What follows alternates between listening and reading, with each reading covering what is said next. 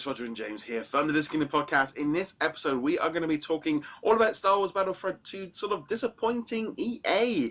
There was a investors call last week, and there's a load of information getting out about it. There was a little bit of miscommunication about how many it sold. Some people were reporting 9, some people were reporting 7, because there was but I think it worked out that there was actually a million under projected, so it was about 7 million copies, which I think worked out at nearly half of what the first game did. I think that was about 14, 15 million altogether.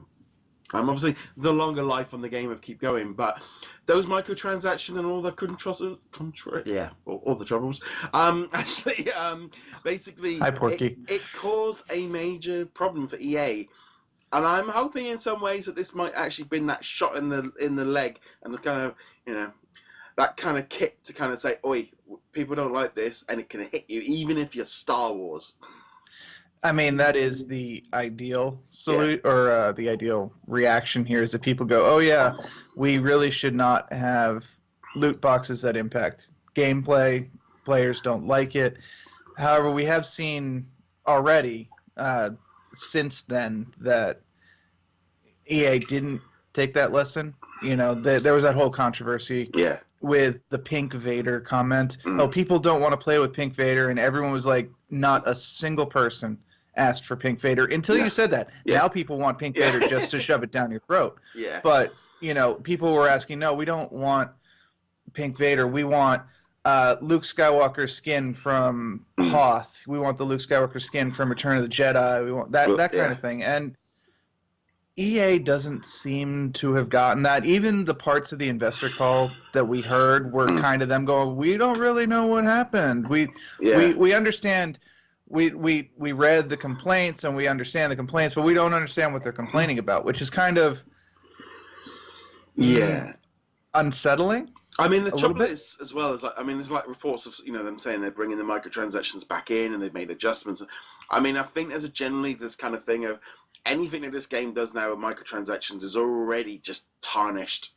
And the trouble is, the game needs the microtransactions to probably fund the content and the staff that are currently working on it, because they've got plans for the seasons coming up.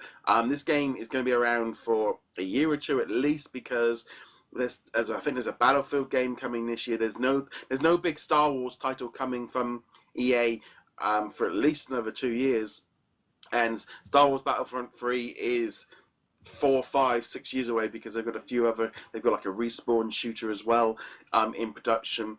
So they're going to need to, in some ways, they've got to fund this new stuff. And obviously they went along the lines of, we're going to give you all the free DLC instead of a season pass. And then, of course, now it's like, but now we need to actually pay for it, because a £20, £30 game doesn't constitute having updates for the rest of the year without microtransactions. Right. And if those microtransactions had been cosmetic or something that made sense within the game, they'd probably be doing just fine. Overwatch, I've cited this multiple times when we talked about this in the past. Overwatch has shown that you can do a viable income stream using just cosmetic items. Counter-Strike has shown that you can do a viable income stream just from cosmetics. I'm not sure what's so hard to grasp about this for EA, and not just EA. There are a couple other companies that you're kind of like, you guys realize that you're screwing your own base by doing this? You might see the gains in this game, although Battlefront didn't, but other games using this model might see them now. But you're hurting future games because people aren't going to trust you anymore. No, it's very odd, because I think there was they had this big backlash and big problems with the way that the first game did the season pass, and it was so expensive and it broke up. And I kind of sitting back here now going, I would do that like that, because it was expensive, but each pack gave me maps, vehicles, characters, playable characters, weapons. It felt like I was getting something for money that, it might be slightly, it was overpriced, but at least felt like, well, I'm getting some content, and I was getting, when I was playing that, I was getting a lot of content. This whole, but if someone puts up a Hoth costume for Han Solo, I've got no interest in it. It's the maps but if bringing in a new character, is what I've said this in so many times about, I don't care about character skins. Yeah, and you don't have to care about character skins. That's the great part, is that you not paying for the character skin, or me not paying for the character skin, because I probably wouldn't either, Yeah. doesn't matter so long as enough people do, and it's been shown in the past that people do. The problem with the season pass, as we saw with the first Battlefront, is that it splinters the player base. You buy the season pass, I don't buy the season pass. When the new maps drop, you and I can't play together anymore because I don't have Hoth, No. I don't have Crate, I don't have whatever. Maybe there's a weekend where they play a free weekend play. We saw them do that a couple times, Yeah. but ultimately having the maps in a season pass no longer works in the current game economy, because you need to have all the players playing together, and there's enough players now going, no, I want the maps to be included. Yeah. But again, if they had done the monetization, microtransactions in a logical way, this wouldn't be an issue at all. You and I, not buying anything but the base game, would get to experience everything, and the people who paid extra to get their pink Vader skin would feel satisfaction at having that cool, unique skin. So when they kill me, I just got killed by pink Vader, and it's on the kill cam and all that stuff.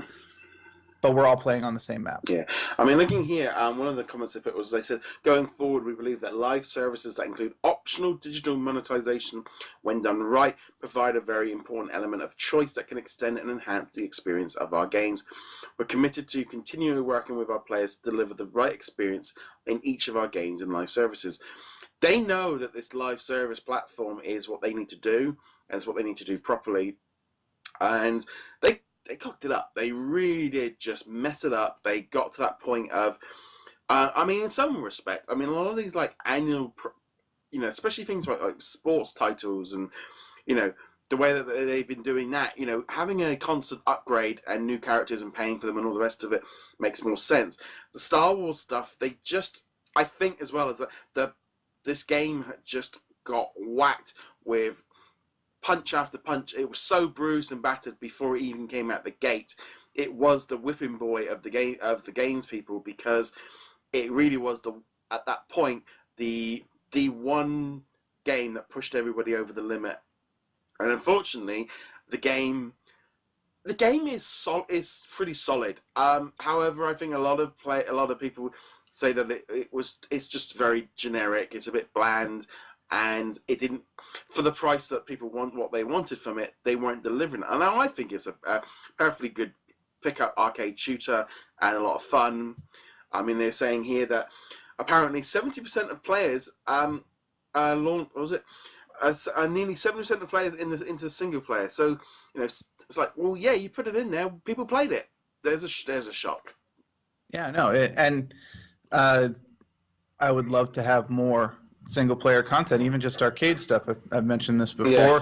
Give me flight arcade mode. I would play the heck out of that. I would reinstall this game on my system tomorrow, and I'd probably be good for another 6 or 7 hours just playing that. I mean, but I was just going to say, Go ahead. I was just going to say, they said that engagement has been strong for the first season of the free post-launch content from The Last Jedi, and we're excited to bring new seasons to fan for the financial year of 2019. So that pretty much takes us right up to probably Easter next year. As we grow the game with more content, we believe that Star Wars fans will continue to have a fantastic experience over the long life of Battlefront 2. They're still in this for the long haul, and there's more content. And that's why, as we said, they don't have a choice. And that's why this microtransaction has to come back, because EA might want to not lose face, but they're at a point where we've still got to pay for this. Right, they've got to pay for it, and as said previously, though, it's not our responsibility as consumers to give them money for stuff that we don't want. No. Honestly, they should take a Final Fantasy XIV approach to this. That was the second Final Fantasy MMO game. It launched terribly. They went back after about a year, redid the entire thing from the ground up, relaunched it. Now it's one of the better MMOs on the market. It's generally well touted. If they did that with Battlefront 2, not rebuild the entire game, but rebuild the entire market structure to go around something that people would actually spend money on, even if it took them development time and months, they would probably see the returns on this. Mm. But at this point, even just turning microtransactions back on may not be enough to get them the money that they feel they need to justify the continued DLC. Yeah, the trouble is, well, like we've said before, with this whole like DLC concept of trying to keep engagement and events and all the, it's like core gamers jump. They just jump ship. They, I mean, it's like Battlefront. I loved it when it came out, but then I played another game, and then I jumped into another one, and now I'm playing the Call of Duty World War II campaign, and then they've got Celeste, and then we're going to have Bayonetta, and there's all these other games coming out, and I just feel like this. Well, you're a live player, and we just want you to sit there and play this game for the rest of the year. That's just not how the majority of people play. I mean, that is how the majority of people used to play. Call of Duty and Halo used to own the charts for years, despite new titles coming out all the time. But yeah, you've got Fortnite, you've got PUBG, you've got heck Minecraft, which has been out for a long time, but still draws players in. The market's different. There's more people in the market. Yeah. There's a lot more people playing games, all that fun stuff, but it's so segmented, and it's not even necessarily what you or I are going to play, or even just random person. It's what our friends are going to play. So because if all of my friends are playing Fortnite, chances are, because I want to play with my friends, I'm going to go over to Fortnite. If all of my friends are playing Battlefront, I'll go over and play Battlefront. But Battlefront doesn't have that allure to be like, oh, we're going to do a Battlefront night. And this goes beyond microtransactions. This goes to their absolutely ridiculously stupid squad system. If I'm playing with you, and then let's say also Bad Gamer and one of the guys from Rezzed or something like that, I want to be in a squad with you guys. I want to always be in a squad with you, not random JK LOL 101 or whatever who's going to be dropped in my squad the next time I die. It's like even just that very simple thing they screwed up on and drove players away. Yeah, I mean, there's that kind of line between like for me as a arcade kind of shooter where I like the campaigns, I like the solo stuff. I like being in a multiplayer map where I don't die instantly. That's, for me, I'm a different audience to the hardcore shooter that wants all of the details, and they want to have the squads, and they want to have level progressions and all the rest of it. It's that line between Star Wars Battlefront appeals to core players. The franchise brings in casual players, and in some respect, is that thing of they're trying to do the two things, and I don't know if that actually was ever going to mix up well, because hardcore shooters want a lot more depth, whereas a casual player can't. They're not going to be like, well, I've not been playing this since launch. I can never get good at the game, and there's no point me ever playing. Like, you just want to get in and play. They've done it in the past. The Battlefield 4, Battlefield Bad Company 2, Battlefield 1 even are actually very mix and match friendly between casual players and more hardcore players, largely because of the squad system. Yeah, I can join into the game with my friends and play with my friends, or if I'm playing solo, I can just be randomly matched with a squad and choose to work with them or not, or play solo however I want. Whereas the Battlefront 2 system, and also the original Battlefront, were not so intuitive. No. And if I want to play with my friends, I have to go and find them on the battlefield with them not in my squad and all that fun stuff. And it's just not. It's not. It's actually less user friendly. It's quite interesting a thing as well of like they did tout that host. I think that was the other thing. They were touting that single player campaign. They were really pushing it hard before launch, and then it hit, and everyone was a bit like, meh. That didn't help either. That was, again, and having playing through the Call of Duty World War II campaign right now, you can feel such a difference in how they've approached it. And, Call of Duty know that they need a solid campaign to sell it to casuals. Whereas Battlefront, they added it, but they still didn't. I mean, they took the last 2 chapters and went, oh, yeah, we're going to hold off on that. And so, when people were rushing for it in 2-3 hours and everyone going, it's like there was just that was the one thing that was supposed to save the game, and I don't think it ever met expectations. Well, actually, I had no problems necessarily with the campaign itself. I mean, I did have problems. We talked about it at length back in the day.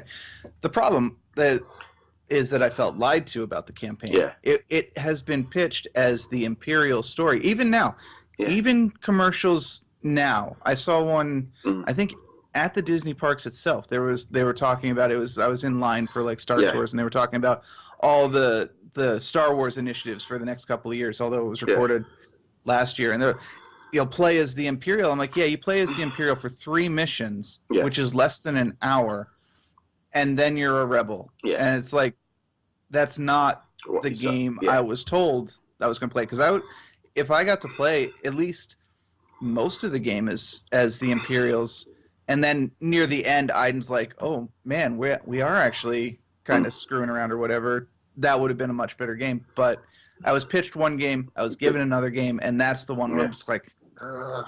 Yeah, it is a shame. I mean, in some ways, there's so many reasons why this went, and unfortunately, and it's like anytime anything comes up with Star Wars Battlefront, instantly people are up, like, whoa, we're not letting. And whereas another game will just come in, and it's Battlefront has got a big X right in front of it, and I don't know if it's actually ever going to get past that in terms of this will always be remembered as that game.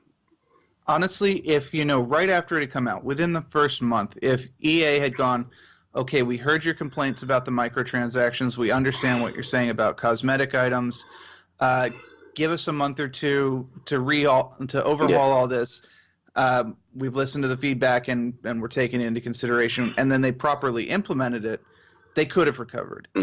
But now we're 2 months down the road from it. They're still pulling the same tricks. They're still tone deaf to what the audience is telling them. No, I don't think it's going to recover. And EA has nobody to blame but themselves. This is not a fan base that is making, what's the word I'm looking for? Unreasonable requests. It's not like they're going, this isn't the X-Wing game that we wanted. Well, it was never pitched as an X-Wing game. This isn't Knights of the Old Republic 3. And like, well, yeah, it wasn't. It's not supposed to be Knights of the Old. It's Battlefront 2. No, this is people going, you told us these things and you didn't give us these things, and you're jerking us around. So I mean, there was even they were even denying that Disney had been involved in the Bob Iger. It's like, why are you bringing this up? You're trying to defend it, and it's like, just stop. The more you mention it and try and spin it around, the worse it makes you feel. It's like, just be quiet. But on that note, we'd love to know what you guys think of Star Wars Battlefront 2 with all the information that's come out now. Let us know in the comments below. You can hit that subscribe button or like button depending on which platform you are watching or listening on us. Go check us out over at DisKingdom.com and all the different social medias. James, where can they find you? You can find me heroiclegacy.com. And on that, guys, thank you very much for joining us, and we'll be back soon. Later.